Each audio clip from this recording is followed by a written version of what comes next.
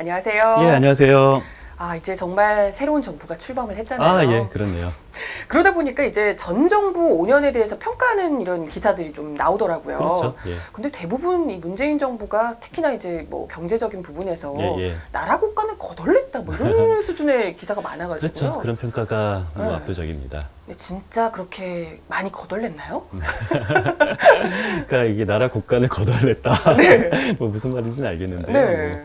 근데 뭐 사실 좀 정론지라면은 그렇게 네. 좀 자극적인 표현은 좀 피해야 되지 않을까라는 생각은 하긴 합니다만, 근데 뭐 아무튼 뭐 한번 이제는 작년 결산까지 나왔거든요. 그래서 네네. 우리가 한번 얼마나 이 재정 건전성, 네. 재정의 지속 가능성이 악화됐는지를 한번 이제는 객관적으로 평가를 할 때가 됐어요. 자, 결론부터 말하면은요.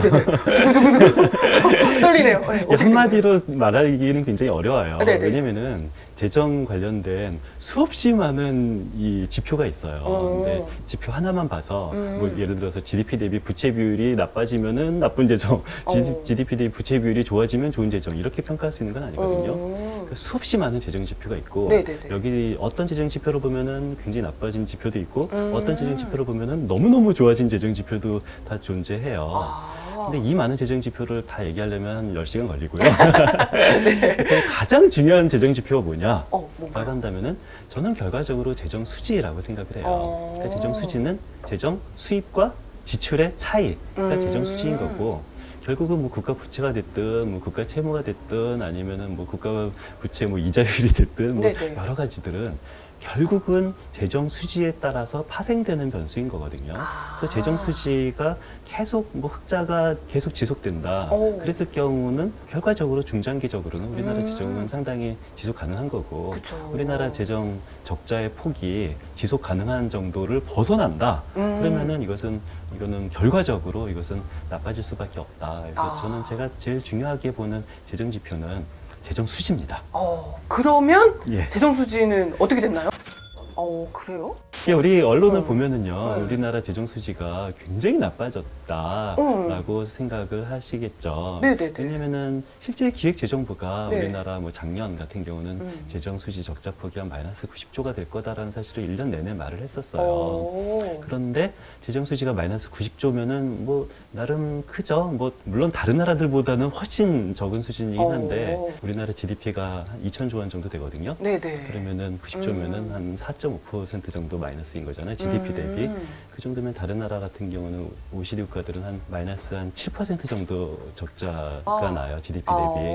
그걸 보면 다른 나라 선진국은 한 7% 수준, 우리나라는 한 4.5% 수준이면은 다른 나라보다는 뭐 훨씬 양호한 건 사실이지만 우리나라가 GDP 대비 4.5% 적자가 난 적은 유례가 별로 그렇게 많지는 않아요. 그래서 그래요? 상당한 재정 수지 적자다라고 말할 수도 있는 건데 문제는 예측은 마이너스 90조였는데 결산을 해보니까 마이너스 30조가 됐습니다. 그래 또 줄었구나. 네, 많이 준 거죠. 그러니까 이 말은 뭐 어떻게 생각하세요? 좋은가요? 마이너스 90조일 줄 알았는데 마이너스 30조밖에 안 되니까 좋은가요?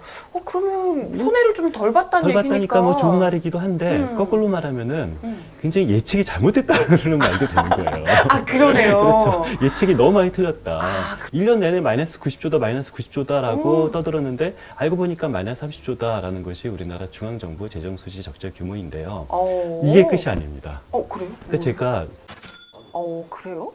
마이너스 30조는 중앙정부 재정수지만 마이너스 30조라고 그랬잖아요. 근데 정말 중요한 것은 중앙정부뿐만 아니라 지방정부, 교육청 등의 그 일반정부 재정수지가 흑자냐 적자냐가 이 중앙정부만의 재정수지가 흑자냐 적자냐보다 더 중요한 거예요. 전체니까. 그렇죠. 제가 공부를 잘한다. 만약에 수학만 잘하고 나머지는 다 빵점이다. 좀 제가 공부 잘한 건 아니잖아요. 근데 수학만 보고 엄청 공부 잘해라고 하면 틀린 것처럼 중앙정부 재정수지만 보면 안 되는 거고요. 그렇기 때문에 이 전체 기금들, 뭐 지방정부, 교육청까지 다 합친 이 일반정부 재정수지가 중요한 건데요.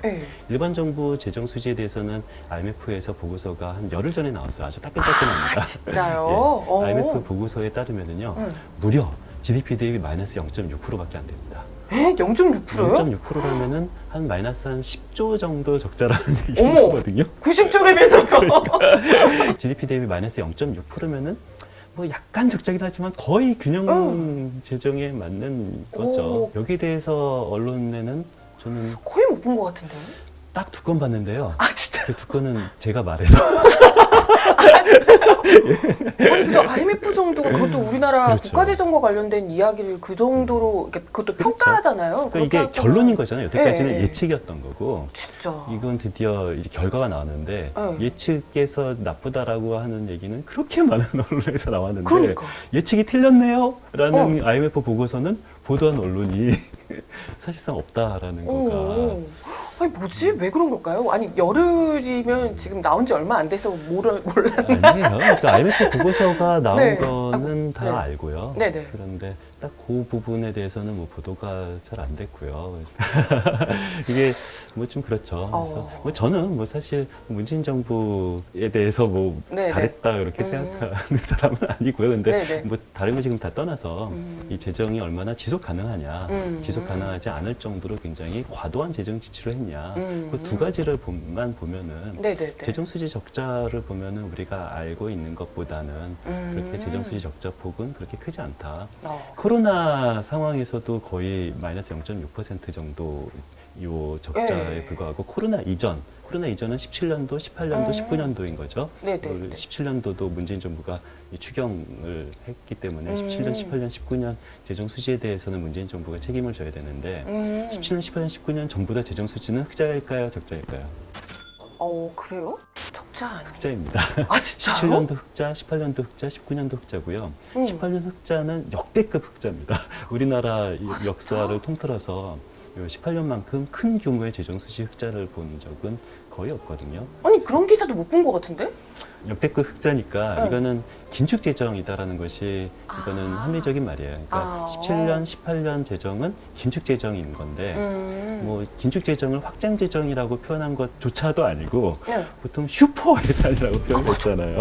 맞아. 그러니까 슈퍼 예산이라는 것은 노멀 정상적인 예산이 아니라 정상적인 예산 범위 바깥에를 슈퍼 예산이라고 말을 하는 네네. 건데요. 정상 안에 긴축과 확장이 있는 거예요. 그런데 긴축 예산을 정상적인 범위 내의 확장 예산이라고 말해도 오보인 거죠. 그런데 정상적인 범위 내 확장 예산이 아니라 비정상적인 슈퍼 예산이라고 말하면은 슈퍼 오보가 되는 슈퍼 거죠. 오보. 그렇죠. 그래서 결론만 말하면은 17년, 18년은 긴축 예산이었고요. 19년은 거의 균형 재정, 그렇지만 아주 미세한 흑자. 20년, 21년은 적자 재정. 코로나 때문에. 그렇죠. 코로나 때문에 적자 재정이지만 다른 나라에 비해서 이거를 뭐 벤치마크라고 할까요? 그 어떤 때보다 다른 나라에 비해서 이만큼 차이가 많이 난 적은 없어요. 그러니까 20년, 21년은 적자인 건 맞지만 네. 다른 나라들 같은 경우는 마이너스 뭐 8%, 7% 정도 이 어마어마한 규모의 적자를 냈거든요. 네. 근데 우리는 0.6. 우리는 마이너스 0.6%니까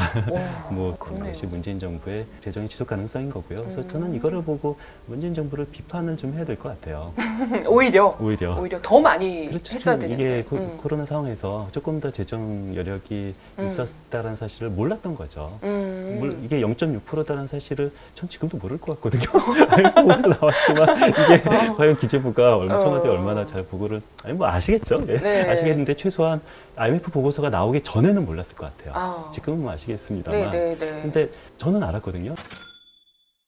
그러니까 제가 잘나서 아는 게 아니라 이건 누구나 알 수가 있어요. 왜냐면은 작년에 초과 세수가 60조 이상 난다는 사실은 계속 예측되어 왔던 거잖아요. 그것을 감안해 보면은 재정 수지 적자 폭이 뭐 거의 균형 재정에 가깝지 않을까라고 예측하는 것은 조금만 재정을 들여다보는 뭐 누구라도 다 알 수 있었던 건데 저는 몰라지 않았을까라는 아니 예측을 마이너스 90조 막 이러니까 그렇죠. 잘못된 예측을 하고 그 잘못된 예측에 따라서 뭐 마이너스 90조 얘기만 하는데 그 예측이 잘못됐다는 사실이 이제 알려졌으면 그렇다면은 그 예측이 잘못됐고 마이너스 0.6%다라는 사실이 최소한 보도는 돼야 되지 않을까라는 생각이 드네요. 두 건. 그것도 직접 얘기하신 말해서. 어쨌든 뭐 이미 지나간 정부가 돼버리긴 했지만 그래도 어쨌건 지난 5년간의 재정을 또 제대로 평가를 해야 또 다음 차기 정부에게도 맞습니다. 또 새로 이제 예산을 짜고 하는 부분에서도 잘 반영이 될 수 있을 텐데. 그래서 이번 정부는 뭐 재정 건전성을 굉장히 확보하기 위해서 부채를 줄이겠다. 그래서 뭐 재정 준칙을 뭐 만든다라고 하는데요. 뭐 좋은 노력이죠. 네네. 그런데 그 재정 준칙을 지난 정부에 발표했던 재정 준칙이라는 것이 네. 그 부채 비율이 GDP 대비 마이너스 60%를 넘지 않겠다라는 거거든요. 그런데 60% 넘지 않겠다라는 것은 60%를 넘을 것 같으니까 넘지 않겠다라는 거잖아요. 근데 열흘 전에 나온 IMF 보고서에 따르면은 이미 2027년도까지 우리나라 이 부채 비율은 60%가 넘지 않는다라고 이미 수정된 IMF 보고서에서는 밝혔어요. 그러면 이미 공약이 이루어진 겁니다. 2027년까지. 진짜요? 2027년도에는 60%를 넘을 거라고 예측이 돼서 넘지 않겠다라고 목표를 세웠는데, 근데 열흘 전 IMF 보고서에 따르면은 27년도까지 넘지 않을 것 같아요. 가만히 냅둬도. 희한한 정부예요. 이게 시작하기 전에 이미 모든 공약이 다 이루어진 채로. 이루어진 거죠. 그래요? 근데 항상 저희 곰곰이에서 늘 이야기를 드리지만 이런 부분들을 좀 다른 것도 그렇지만 이 경제부 기자들이 좀 예민하게 더 받아들이고 또 기사를 열심히 써주셔야 이게 또 이 정부나 이런 정치하시는 분들 입장에서도 그걸 또 이제 촉각을 곤두세우게 되잖아요. 뭐 우리 채널을 많이 봐주시면 되죠. 그렇군요. 정부에서도 윤 정부에서도 곰곰이를 열심히 봐주셨으면 감사합니다. 하는 바람이 드네요. 아무튼 오늘도 말씀 감사드리고요. 예.